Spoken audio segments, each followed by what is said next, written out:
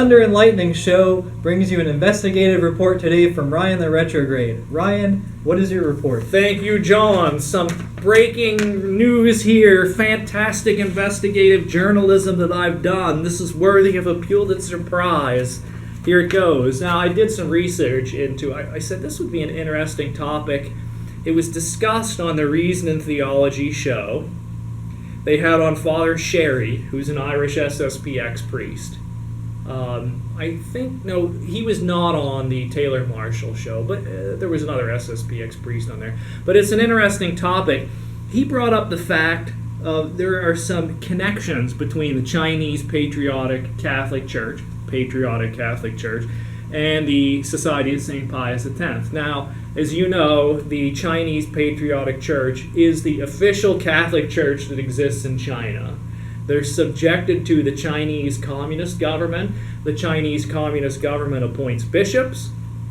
Those bishops are consecrated and they rule this church.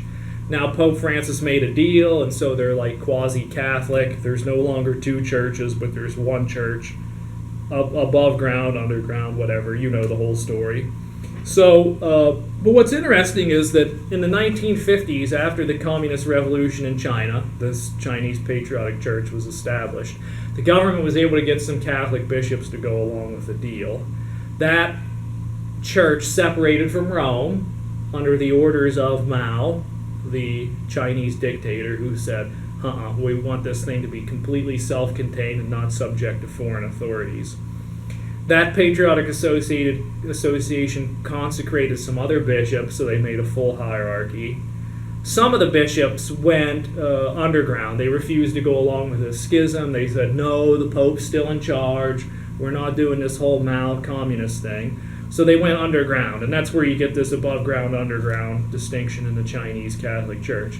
So Pius XII obviously didn't like this because you have Mao stealing bishops and subjecting the church. So Pope Pius XII made a change to canon law, which then said if you consecrate a bishop without the Pope's permission, it now becomes an automatic excommunication. So it was a way for him to deal with this renegade Chinese church, because up until that time it was just an automatic suspension, and he wanted to show how severe this problem was with the Chinese. Now, there was also an interesting side story that Pius XII, when this stuff started to happen, he gave emergency powers to a lot of the underground bishops that said, look, if things are tough, people are dying, you're free to consecrate other bishops without my permission. You do it in the underground, you're free to ordain priests, just keep the faith alive, don't give in to the communists. So you have this interesting bifurcation now, the above and the underground really is underground. For instance, now this was in Vietnam, you had Archbishop Tuke, who was given these, let me call them fabulous secret powers or whatever that came from Pope Pius XII. He got these secret powers to consecrate bishops for the underground church. And this is another side story which I won't go into, but Archbishop Tuke actually used those powers when he became a sedevacantist. And that's how he consecrated these other bishops, like Bishop Delorier, and there was one other guy, and then the two Mexican priests that were seminary professors, he consecrated them, and he invoked the emergency situation of got to go underground because the mainstream church has been overtaken by bad guys. So that's a whole other show. So canon law was changed, automatic excommunication for a consecration of a bishop without a papal mandate. And incidentally, now we get to the salient point. Now we talk about SSPX. That was the same law, the same canon law that the Roman authorities used to excommunicate Archbishop Lefebvre in 1988 because he did not get the Pope's permission.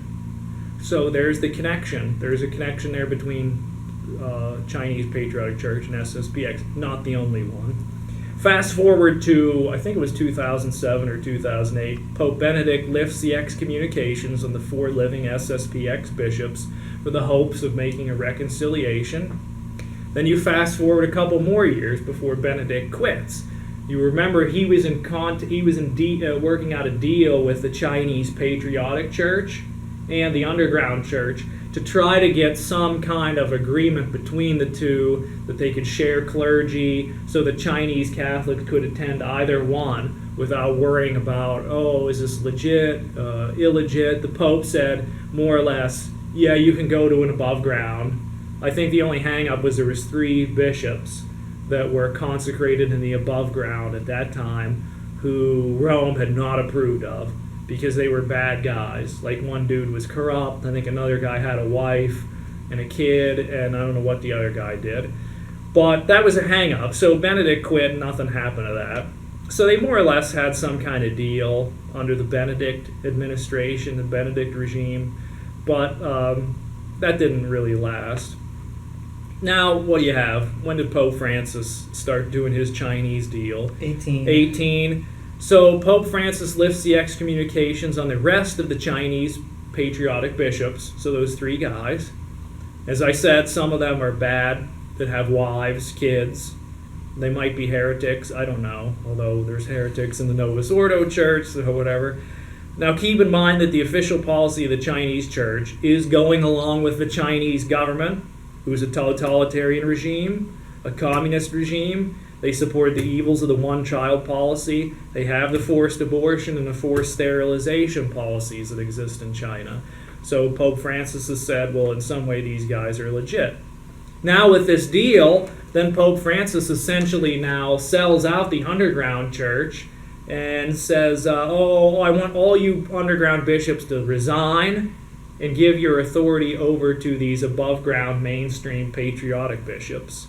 Everybody knows about this sellout deal. Cardinal Zen, of course, was against it and talked about it much. So the communists don't have to recant for any of the bad stuff that they've done. Pope Francis just waves his hand and all is okay. All these bishops who were formerly outside the church or in a regular situation now have a regular situation. And the bishops who were underground are now they're resigned, pushed off to the side. So here's the connection. So you have the Chinese communists who were the cause of the automatic excommunication that Rome used against Archbishop Lefebvre. Then Rome later removed the roadblock for the Chinese patriotics, unexcommunicated them, and said, all is well, you are back in the church, even though they continue to teach abortion, contraception, supremacy of the communist state over the church. Contrast that with the SSPX situation, who believe all Catholic doctrine, and yet they have not been given a deal or a status. They're not able to choose their own bishops. They're called by everybody schismatic and outside the church by voices like Voris and Patrick Coffin and these people. Pope Francis will make a deal and bend over backwards for the atheistic communist Chinese government of China and sell out all doctrine. But when it comes to the SSPX, who are real Catholics and hold all the truths of the faith, he won't make that deal. So isn't it ironic that the Chinese communists have not only gotten the SSPX excommunicated by their actions, but then they got the Pope to approve a government takeover of the church in China and approve the teaching of abortion and contraception under the aegis of the Vatican Holy See flag. But the SSPX can't get any break. So apparently teaching abortion, contraception, supremacy of the state over the church, you'll get a canonical status. But if you keep the faith and you resist modernism and the new mass, that gets you the status of outside the church. And this is one of the gifts that China gave us, so thank you, China. And as an addendum, this is a PS here, it's interesting that when the new mass came out in 1970 in China, Mao forbade the new mass in China. And he said the reason why was because, ostensibly, the reason why is because it was in the vernacular and he thought it would be more accessible to the populace, that they might get converts, and so he wanted to keep the Mass in Latin with the old ritual. So he did. It wasn't until, I think, the late 80s, early 90s that the above-ground patriotic church began to use the new Mass. So up until 1970, until late 80s, early 90s, the Chinese patriotic church was using the old Mass. So in some sense, Mao Zedong was a Catholic traditionalist. In a very interesting way. Mao was the keeper of Catholic tradition all these years. So it's just many interesting points to be made there, dots to connect.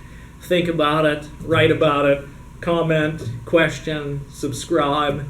Thank you for this opportunity and for this very important piece of investigative journalism. John the Son of Thunder and Ryan the Retrograde, signing off. Thank you.